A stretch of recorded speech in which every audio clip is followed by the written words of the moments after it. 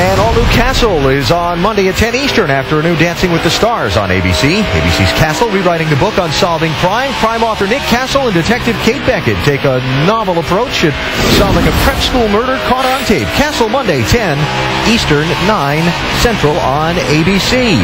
In the ESPN Pit Studio, Alan, Rusty, and Brad watching a pretty good race between Kevin Harvick in the 33 for second, and this is Kyle Busch you're looking from in third. Yeah, you can see right now that the top groove is starting to come in a little bit. They can run the bottom, the top groove, and boy, some tight racing out there, though. I mean, you see Kyle Busch really accelerating up in the bumper of Kevin Harvick, Brad. Yep. Good racing right now. Boy, you see the professionalism in these guys driving, especially Kyle Busch. He runs right in there on top of Kevin Harvick, gets within inches, doesn't disturb him, doesn't touch him, but stays right with him. But I'll tell you, David Reagan is a guy we haven't talked about at all, and he is stuck right there in that top 6 spot, and he's moving forward. I think he's going to be a threat before the day is over with. Keep an eye on car number 6 as he begins to creep into the frame for the lead cars. Carl Edwards is out in front. Edwards, sponsored by Scotch, the sponsor of the race here at the track today. You always want to do good in your sponsor. Oh, if you can win for your sponsor, that's big. That really makes you feel good in victory lane, I'll tell you that. Now, we've talked about some of the guys racing for the lead. Let's drop back into the pack a little bit as Nationwide brings you up to speed. The 12 car is just an all-guyer for Penske Racing. He's running in 10th position now. Young driver who's having himself a very solid performance at a racetrack, as we mentioned a few minutes ago, he's never seen before coming here to run. I'll tell you what, he's got a lot of patience right now. That's what this track is all about. You got to have a lot of patience, and he's showing it right now. All right, let's go up to speed, presented by Nationwide. Mike, what are they saying in the 12th pit? And Alan, when it's your first time at Bristol Motor Speedway, it certainly doesn't hurt to have a guy teaching you who has won here 5 times. Kurt Busch has been Justin Allgaier's tutor all weekend long. He spent practice yesterday with him, actually comparing his line to Kevin Harvick, trying to tell him where to run, giving him a line, giving him a way into the corner and off of the corner. He's a very quick study. He's mimicked every one of those lines and really paid attention to Kurt's advice. Shannon?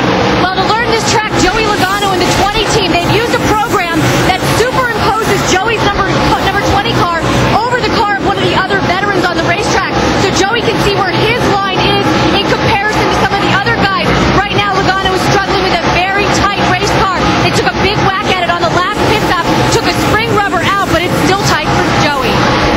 Shannon, in contrast, we know where Steve Wallace got his Bristol knowledge. It was in the family. He's running that low line, as DJ said, like Rusty used to, and the car has improved since that last stop. The car was just a little bit tight in the center of the corner, wouldn't turn the way he wanted it to, and by reducing the air pressure in the left rear, he's made it turn even better. Mike?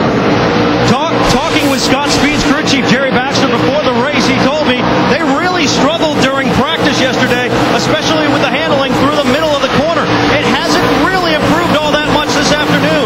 Still very tight. And if you look at the last set of tires that came off that tire, worn down to the cords on the left front. Vince?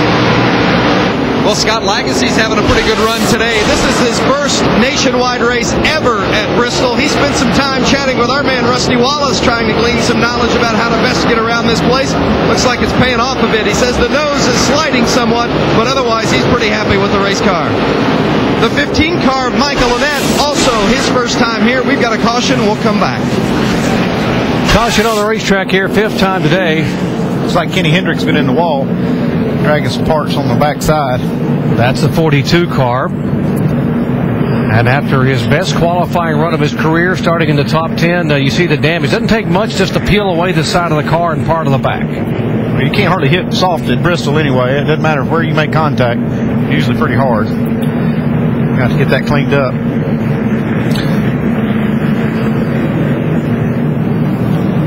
Carl Edwards, our leader. When Carl won here back in the spring of 2007, he led 147 of 300 laps. He has now led 60 laps. Here, Joey Logano with a flat left rear tire. This caution came out just in time for him. There might have been a little contact to make that happen. He and Stephen Wallace were running pretty hard there. Yeah, 11th and 12th position, and now Stephen has gone by, and Logano will be headed to pit road. Or actually, Stephen will go by as Logano heads the pit road. What are they going to do now, crew chief? Pit or this is what I was talking about. This is hard to figure out when to make these stops, when to stay out. We saw Joe Nemechek stay out after he pitted about 45 laps sooner than the other guy. Take care of it until they open pit road. All right, Turkey, do that air pressure. Get the track up a round and a half. Get a round and a half of wedge on the left rear. You're going to need a flat tire jack on the left side. Okay, pit road still closed that time by. So the crew chiefs have another lap to think about it. Yeah.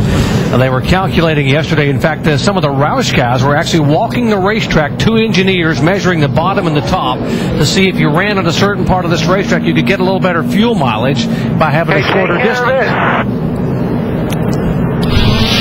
Here's the contact that created the problem with the left rear tire for Joey Logano. Actually, Allgaier that gets into the left rear, and you can see a little smoke fly right there, and probably just knocked the sideball out of that left rear. They say you can make it 150 laps on fuel. They're going to have to roll the dice. I guess you don't have a lot of choice here. Here they come with 161 laps to go. Carl Edwards and the others on pit road. Mike. Kyle Busch on pit road. The team was prepared to make a chassis adjustment, but right before he hit his stall, the team threw the wrenches away. Just a 4-tire change for the 18 car. Kyle pretty happy with the way things are going so far. Vince. The 60 car of Carl Edwards, he is happy with his car as well. As you see the crew go around with a 4-tire stop, they are going to make an air pressure adjustment, but otherwise, Carl is happy with the race car. Shannon Spade.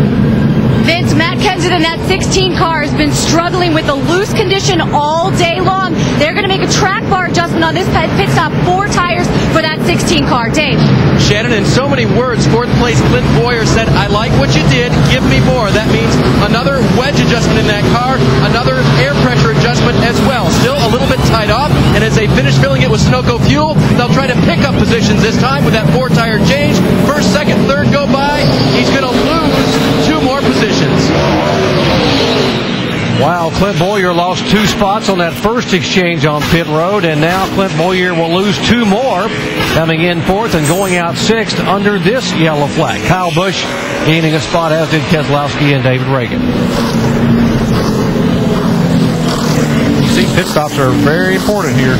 Lose those spots are hard to get back. There's the race off of pit road right there. The yellow line marks the scoring. And by just that much, Edwards able to beat Kyle Busch off. And so why don't we visit with Carl Edwards, our in-race reporter. Hey, Carl, Dale Jarrett, ESPN. Gotcha. Hey, man, looks like you made some nice adjustments on that car and got it out front. Any more adjustments this stop? Yeah, we did just a little bit more, so hopefully it's not too much. You know, it's hard to tell because, you know, the traffic was such a big factor. That last run, I got by a 33 in 18 because they were racing so hard with Nemechek there. But, heck, it was good. I enjoyed it while it lasted, so hopefully we keep on doing it. Hey, Carl, we started with cloudy conditions. Now the sun has come out. Is that affecting the racetrack any? I don't know. It might be. Whatever it is, our car is good right now. So, you know, I don't want it to get back. You know, I don't want those clouds to come back again. All right, Carl, thanks. Good luck. All right, buddy, that was 1 to go. You are coming to the green. And that's what I was just getting ready to say. We're going to come down to the green flag. Awfully nice of Carl Edwards to be our in-race reporter and talk to us as he has now led 3 times for a total of 63 laps today. Kyle Busch has led 57 laps. Joe Nemechek 12. Brendan Gaughan, our pole sitter, has led 6 laps. And Clint Boyer has led 2 laps. You see Clint Boyer losing spots on pit road, but he's been adjusting on his car quite a bit. And I think that's why they're taking this extra time on pit road to try to get his car better. Tim Reagan moved up into 5th there. He's been very solid, as Brad Daugherty was talking about. He's been solid right there from 6th on up the entire day. It'll be interesting to see now that he's starting in 5th what he can do.